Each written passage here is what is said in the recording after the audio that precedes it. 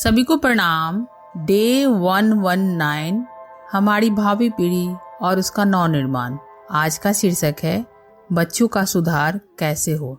इसके पहले हम लोगों ने स्वाध्याय किया कि बच्चे में अपराध प्रवृत्ति उत्पन्न होने के क्या क्या कारण होते हैं, उनका निवारण कैसे कर सकते हैं, उसके घरेलू कारण क्या होते हैं, व्यक्तिगत कारण क्या होते हैं, सामाजिक कारण क्या होते हैं, पारिवारिक कारण क्या होते हैं बच्चे के अपराधी बनने के पीछे। जब हम बच्चे जन्म से जैसे महान नहीं होते, वैसे ही बच्चे जन्म से अपराधी नहीं होते। कहीं ना कहीं उसे ऐसा वातावरण दिया जाता है जिससे वो अपराधी बनते हैं। अब है कि बच्चों का सुधार कैसे हो। बच्चों में पैदा होने वाली खराब आदतें, बुराइयों का कारण उनके पूर्वाग्रह, संस्कार, मूल प्रवृत्तियां तो हैं ही, किंतु इस संबंध में माँ बाप का गलत व्यवहार, अदूरदर्शिता, अज्ञान भी एक बहुत बड़ा कारण है। बहुत से माँ बाप अपने बच्चों के मचलने, जिद करने की शिकायत किया करते हैं और इससे वे बड़े परेशानी भी महसूस करते हैं। इसके पीछे घर में अशांति, क्लेश, मारपीट, झल्लाहट आदि के प्रसंग आए दिन घटते रहते हैं। बच्चों की इस गुस्ताखी के लिए दोषारोपण, ताड़ना, तिरस्कार आदि का अवलंबन लिया जाता है, किंतु विवेक पूर्वक देखा जाए तो बच्चों को जिद्दी और उदंड बनाने में अभिभावकों का ही बहुत बड़ा हाथ होता है। बच्चे तो उस नवजात कोमल पौधे की तरह हैं जिसे विधिवत सींचकर, खाद देकर, काट छाट कर माली सुसंस्कृत रूप देता है। माली की भूल, अज्ञान अथवा लापरवाही से सुंदर दिखने वाले उद्यान भी बीहड़ जंगलों में परिणत हो जाते हैं। अच्छे भले दिखने वाले पौधे बेडौल और कुरूप लगते हैं। बच्चे की तुलना यहाँ की जा रही है एक छोटे से पौधे की। जैसे छोटे से पौधे बड़े होते हैं, उसको बड़े करने में माली की जो भूमिका होती है वही अभिभावक की भूमिका होती है। बच्चे की रूपी जो छोटे पौधे के रूप में उत्पन्न होते हैं, तो उनको हम कैसे पालन पोषण कर रहे हैं एक अभिभावकों पर काफ़ी निर्भर करता है।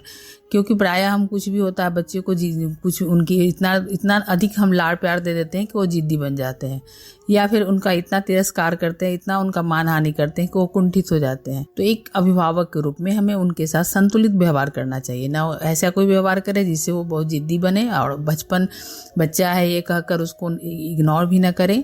बचपन से ही उनके अंदर बीजारोपण संस्कारों को हम डालते चले जाएं। अक्सर माँ बाप प्रारंभ में अधिक लाड़ प्यार अथवा उदारतावश उचित अनुचित का ध्यान रखे बिना ही बच्चों की विभिन्न मांगों को पूर्ण करने लगते हैं। इतना ही नहीं, कई माँ बाप तो गर्वपूर्वक कहते भी हैं, मैं नहीं चाहता मेरे बच्चे दुखी रहे, किसी तरह का अभाव महसूस करे। जब बच्चे इस अत्यधिक उदारता के वातावरण में पलने लगते हैं तो उनके मन और मस्तिष्क पर वैसा ही प्रभाव पड़ने लगता है। जिस स्तर पर माँ बाप उनकी आवश्यकताएं पूर्ण करते हैं वही बच्चों का स्तर बन जाता है। किंतु गृहस्थ जीवन में बढ़ती हुई जिम्मेदारियों, खर्चे, बदलती हुई परिस्थितियों अथवा आकर्षण कम होने पर बच्चों के साथ व्यवहार में भी परिवर्तन होने लगता है।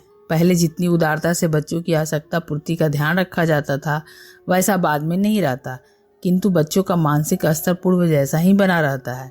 जिस वातावरण में उनका पालन पोषण पहले हुआ उसी की आगे भी अपेक्षा रखते हैं। पूर्व अभ्यास जन आदतों से प्रेरित होकर बच्चे वैसे ही मांग भी करने लगते हैं। इधर माँ बाप से उनकी मांग की पूर्ति नहीं होती, इस पर बच्चे रोते हैं, मचलते हैं, रूठने लगते हैं, चिल्लाते हैं, मुंह फुलाकर एक कोने में दुबक जाते हैं। तो माँ बाप द्वारा ही झल्लाहट, ताड़ना, मारपीट आदि शुरू हो जाती है। सारे घर में कोहराम मच जाता है। बच्चों को दोष दिया जाता है, उनकी आदतों की आलोचना की जाती है। यहाँ यह बताया जा रहा है प्रारंभ में हम बच्चे को काफी सारी सुविधाएं दे देते हैं। जब धीरे धीरे बच्चे बड़े होते हैं, हमारी घर की आवश्यकताएं बढ़ती है, हमारी जरूरतें, प्राथमिकताएं बदल जाती है, तो उनको अगर किसी तरह से उनको जो अभी तक हम सुविधा देते चले आ रहे हैं उनकी सुविधा में कटौती होने लगती है, तो बच्चा तो चूंकि अभ्यस्त रहता नहीं है, हम उनको तो लाड़ प्यार में बिगाड़े होते हैं, तो उनको जब हम कम असुविधा देने का प्रयास करते हैं या उनकी जो अपेक्षा है उसकी पूर्ति नहीं करते हैं, तो यहाँ पर बच्चे क्या है वो कुंठित हो जाते हैं, बहुत ज़्यादा मतलब वो परेशान हो जाते हैं, रूठने लगते हैं, चिल्लाने लगते हैं, प्रायः नाराज हो जाते हैं। तो इसमें देखा जाए तो इसके मूल कारण में हम ही सबसे ज़्यादा दोषी होते हैं। विचार विवेक से शून्य बालक कभी कभी दूसरों की देखा देखी भी कुछ अनावश्यक मांगे कर बैठते हैं। ऐसी स्थिति में बच्चों का ध्यान प्यार, दुलार और स्नेह से किसी दूसरे पहलू पर केंद्रित कर देना चाहिए। उन्हें किसी खेल में लगा दिया जाए, समझदार बच्चों को समझा भी देना चाहिए। कई माँ बाप जो ऐसी स्थिति में बच्चों को ताड़ना देते हैं, उनकी मांगों को ठुकराते हैं, उन्हें बुरा भला कहते हैं, वे वस्तुतः अपने बच्चों में मचलने, जिद करने की आदत डालते हैं। बच्चों के साथ जिद करना उल्टा उन्हें अधिक जिद्दी और हठी बनाना है। किसी भी बात पर बच्चों का विरोध करने पर उन्हें उत्तेजना मिलती है और वे अधिकाधिक जिद्दी बन जाते हैं। यही खराब आदतें आगे चलकर अनुशासनहीनता, उदंडता, झगड़ालू प्रवृत्ति, अशिष्टता, असभ्यता को जन्म देती है। मतलब यहाँ बताया जा रहा है कि बच्चे जो होते हैं बिल्कुल विचार विवेक से तो शून्य होते हैं, वो तो प्रारंभ में नाबालिग होते हैं, काफी कुछ वो केंद्रित अपने या डिपेंड अपने अभिभावक पर होते हैं। तो हमें अपने बच्चे को जहाँ वो गलत देखें तो प्यार दुलार से समझा देना चाहिए, न कि उनका तिरस्कार करना चाहिए। और उनके जो आदतें बिगड़ने लगती है उसको हम शुरू में ही ऐसे अनुशासित करना शुरू करें धीरे धीरे। ऐसा अगर हम सोचे कि बच्चे बड़े हो जाएंगे तो सुधर जाएंगे, तो हमारी गलती होती है। तो हम ना यहाँ उनके अंदर असभ्यता और अनुशासनहीनता पनपे उसके पहले ही उसे दबोच देना चाहिए। उसके ऊपर ऐसे संस्कारों के अमृत डालना चाहिए कि वो जो अनुशासनहीनता पनपने ही न पाए। बच्चों में सहज स्वतंत्रता का भाव अधिक होता है। उनकी स्वतंत्रता में बाधा डालना, उनकी बातों का विरोध करना उन्हें अधिक जिद्दी झगड़ालू में मचलने की वृत्ति को भड़काता है। बच्चे के सुधार का कोई भी नियम स्वयं बच्चों की सहमति प्राप्त करके लागू करना अधिक प्रभावकारी होता है। बच्चों की खराब आदतों को ठीक करने के लिए जबरदस्ती और हठ पूर्वक प्रयत्न करना उसी तरह की भूल है जैसे कुपथ्य का आचरण करके रोग को ठीक करना। बच्चे यदि अपने ही अहित की बात पर मचलते हैं तो उन्हें मचलने दिए जाए, ठोकर लगने पर वे स्वतः ही वैसा नहीं करेंगे। यहाँ बताया जा रहा है कि यदि उन्हें कोई सुधार करना चाहते हैं और सोचते हैं कि उनमें स्वयं बच्चों की सहमति प्राप्त करके हम ऐसा करें कि उनमें अगर कोई गलती है तो उसकी भी सहमति ले, उसमें भी उसकी भी सहभागिता ले, उनको ना कठोर दंड दे ना जबरदस्ती करे, बल्कि उनको ऐसे सांचे में ढालने का प्रयास करे जिनमें उनको कहीं ना कहीं चाहे परोक्ष रूप में हो या मतलब प्रत्यक्ष रूप में हो उनकी सहमति हो। तो उससे उनके अंदर एक मनोवैज्ञानिक असर पड़ते हैं और सुधार की संभावना बढ़ जाती है। चंचल अधिक क्रियाशील बच्चों में फुर्ती, तेज जीवट अधिक होता है। उनकी शारीरिक एवं मानसिक शक्तियां औसत दर्जे के बच्चों से अधिक काम करती है। बुद्धि एवं प्रतिभा भी ऐसे बच्चों में तीव्र होती है। ऐसे बच्चे तनिक भी शांत नहीं रहते। तोड़ फोड़, मारना पीटना, घर वालों की परेशान करना, अभिभावकों को खिजाना, यह इन क्रियाशील बच्चों की साधारण सी बातें हैं। यदि इन बच्चों का भली प्रकार निर्माण किया जा सके, इनकी क्रिया शक्ति को रचनात्मक बनाया जा सके, तो ये बच्चे जीवन में महान कार्यों का संपादन करते हैं, अन्य बच्चों से अधिक सफल होते हैं। जो हम प्राय देखते हैं बहुत सारे ऐसे बच्चे होते हैं जो काफी चंचल होते हैं, काफी एनर्जेटिक होते हैं, क्रियाशील होते हैं, उनमें बहुत ज्यादा स्फूर्ति होती है, जीवट वो होते हैं। तो ऐसे चंचल बच्चों को, ऐसे स्फूर्तिवान बच्चों को, उनकी जो ऊर्जा है उसको अगर हम सही जगह पर केंद्रित कर देते हैं, उनको सही दिशा दे देते हैं, तो पॉजिटिव साइन के साथ वो उधर मुड़ जाते हैं। क्योंकि बच्चे एनर्जेटिक, कोई बच्चे इतने ज़्यादा होते हैं कि उनकी क्रियाशीलता को यदि हम सही दिशा दे देते हैं, मार्गदर्शन दे देते हैं, उनको केंद्रित कहीं और कर देते हैं, उनको बिजी कहीं और कर देते हैं, उनकी एनर्जी को सही मार्गदर्शन देकर सही लक्ष्य की ओर बढ़ने की ओर अग्रसर कर देते हैं, तो वही बच्चा आगे चलकर बहुत अच्छा करता है। चंचल और क्रियाशील बच्चों की यह विशेषता होती है कि वे हर बात में अपनी ही मर्जी को प्रमुख स्थान देते हैं। खाने पीने, सोने, उठने बैठने तक में भी ये बच्चे दूसरों की इच्छा पर आनाकानी करते हैं। ऐसे बच्चों से जोर जबरदस्ती पूर्वक काम नहीं लेना चाहिए। चंचल बच्चों की अच्छी आदतों का सम्मान करते हुए उनसे घुल मिलकर उन्हें अपने से सहमत बनाकर फिर चाहे जैसा काम लिया जा सकता है। साथ ही उन्हें संतुष्ट कर इच्छा अनुसार मार्ग पर चलाया जा सकता है। बच्चों के साथ किए जाने वाले व्यवहार में चालाकी, भेदभाव न रखा जाए।